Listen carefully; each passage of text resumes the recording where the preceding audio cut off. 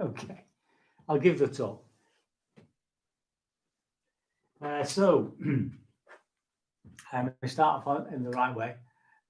So I hope you had a fruitful day. I do not say happy, but I hope it has been happy.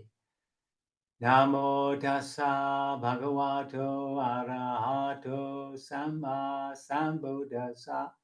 Namo tassa bhagavato arahato samma sambuddhassa.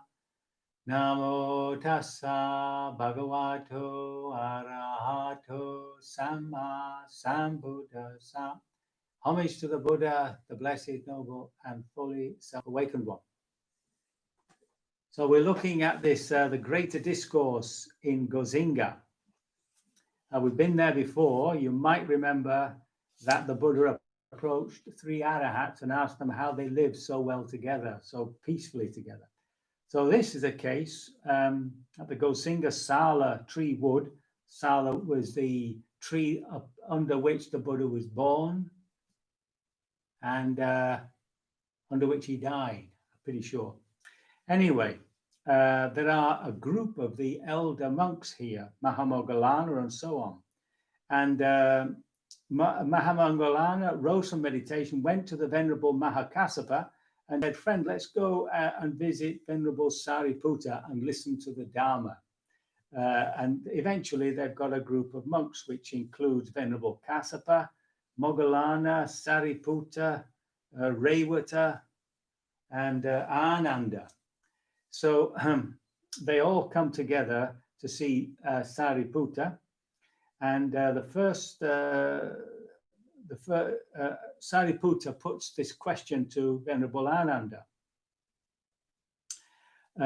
Friend Ananda, the Gosingha Sala wood is delightful. The night is moonlit, the Sala trees are all in blossom, and heavenly scents seem to be floating in the air. So there's a bit of aesthetic joy. What kind of it's got bhikkhu, but to make it good for us, we'll say meditator. What kind of meditator could illuminate this Gosingha Sala wood? And Ananda says, a meditator has learnt much, remembers what he has learnt, and consolidates what he has learnt. Such teachings as are good in the beginning, good in the middle, and good in the end, with the right meaning and phrasing, and which affirm a holy life that is utterly perfect and pure. Such teachings as these he has learnt much of, remembered, mastered verbally, investigated with the mind, and penetrated well with view, with understanding. And he teaches the Dharma to the four assemblies, so that's the monks and nuns, lay women and lay men, with well-rounded and coherent statements and phrases for the eradication of the underlying tendencies, the old taints. So according to Ananda, what would illuminate any place, what would make a meditator illuminate any place they are would be their understanding, their intellectual understanding of the Dharma and the ability to teach it. So Venerable Ananda has spoken according to his own inspiration, and then Sariputta turns to Revata. Revata says, a meditator delights in solitary meditation, takes delight in solitary meditation. He is devoted to internal serenity of mind, does not neglect meditation, possesses insight, and dwells in empty huts. So Revata, who is the foremost of meditators, by the way, according to the Buddha, just wants us to meditate and try to find some empty huts. So I'm sure you've all got an empty hut at the end of your garden or something. So then Sariputta turns to Anuruddha, and he says, with the divine eye, which is purified and surpasses the human, a meditator surveys the thousand worlds, just as a man with good sight, when he has ascended to the upper palace chamber, might survey 1,000 wheel rims, so too with the divine eye, which is purified and surpasses the human, the meditator surveys the 1,000 worlds. So according to what's his name, Anuruddha, we should develop the powers, these extraordinary powers. So then he turns to Mahakassapa. Mahakassapa was the one who led the convention after the Buddha died, of the monks, of all the arahats, and where they decided what scriptures to remember. And he was known as a bit of a fierce man, as you will see. A meditator is a forest dweller himself and speaks in praise of forest dwelling. He's an alms eater himself and speaks in praise of eating alms food. He's a refuse rag wearer and speaks in praise of wearing refuse rags. So remember, in those days, they would even take the rags off the dead bodies, the corpses that were laid out on the charnel grounds. He's a triple robe wearer and speaks in praise of it. So if you're keeping the Vinaya very, very strictly, you should only have 3 robes, the lower, the upper, and the double robe, which is for cold nights. He has few wishes and speaks in praise of fewness of wishes. He is content and praising and speaks in praise of contentment. He is secluded and speaks in praise of seclusion. He is aloof from society and speaks in praise of aloofness from society. He's energetic and speaks in praise of arousing energy. Attained to virtue himself, speaks in praise of the attainment of virtue. Attained to concentration himself, speaks in praise of concentration. Attained to wisdom himself, speaks in praise of the attainment of wisdom. He has attained deliverance and speaks in praise of the attainment of deliverance. He's attained the knowledge and vision of deliverance and speaks in praise of it. Now that's a tall order. So it's somebody who lives really very basically out there in the forest. You could do it, I suppose, in the garden, and spends their lives trying to become fully liberated. All these people, all these monks, by the way, are liberated, apart from Ananda. Ananda is not liberated. So now Sariputta turns to Moggallana. And Moggallana was the second disciple. So there was Sariputta and Moggallana, the 2 main disciples of the Buddha. What Moggallana suggests is that two meditators engage in the talk of the higher Dhamma, and they question each other, and each being questioned by the other answers without foundering, and their talk rolls on in accordance with the Dhamma. Now, the word there is Abhidhamma.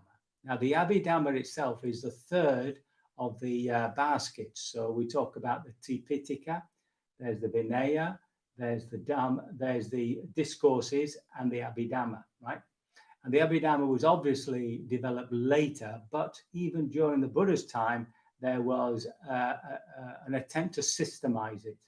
And you can see that at the end of the long discourses. So according to Moggallana, that's what we should be doing. We should be discussing the finer details of the Dharma. Now Sariputta Moggallana turns to Sariputta, and Sariputta says, a meditator wields mastery over his mind. He does not let the mind wield mastery over him. In the morning, he abides in whatever abiding or attainment he wants to abide and to abide in during morning. At midday, he does the same, and in the evening. And then he gives a metaphor. Supposing a king or a king's minister with a chest full of variously colored garments. In the morning, he would put on whatever pair of garments he wanted to put on in the morning, and so in the midday, and so in the evening. So too, a monk or meditator wields mastery over his mind. He does not let the mind wield mastery over him. So that's Sariputta saying that we should be in control of our heart mind. It's not. Remember, the word that's being translated here is chitta, which refers to the combination of the heart and the mind. So we should have mastery over it. You see. Anyway, having had this discussion. So let's just go over that. So they were in this beautiful wood. The night is moonlit and the sala trees are in blossom. Heavenly scents seem to float from the air. And according to Ananda, we should learn the Dharma and we should try and teach it. And according to, where are we? Anuruddha, we should be meditating all the time. That's right, excuse me, solitary meditation. And according to, what's his name? Where is he? According to Anuruddha, I've lost my place here, and I'm getting all confused. Where's his name? Anuruddha, yes. We should be developing the powers. According to Mahakassapa, we should be living very sparsely and in the forests, devoting our time to meditation. According to Moggallana, we should be talking to each other about the finer parts of the Dharma. And according to Sariputta, we should be in control of our minds. So now they approach the Buddha, you see, and they tell him what they've been talking about. And then Venerable Sariputta asks the Buddha, Venerable Sir, which one of us has spoken well? See, so they want a bit of praise, I suppose.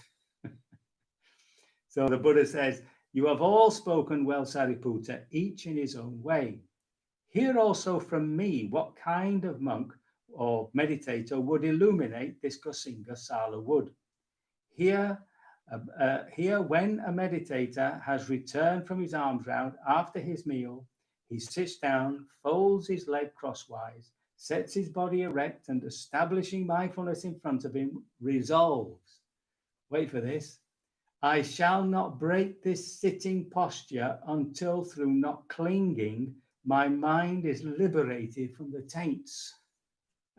So now, this, of course, is what the Buddha did right at the end of all that training, where he came to a position where he thought, look, it's now or never. And he went to sit under the Bodhi tree, the religious fig tree, and made that determination that either he would crack this problem or die. And he sat there, it seems, for 6 hours. And lucky for him, lucky for us, he made it. So that's the Buddha's advice. And what the commentaries say is that all the previous ones are really relating to people who've already made it. But the Buddha here is talking about somebody who hasn't made it and the determination needed to make it. So that's the discourse on the Mahagosingha, the great Buddha Gosingha. So I hope you found that somewhat inspiring, and that you will, of course, make this great effort to sit from now on until you're fully liberated. We can start shortly. Very good.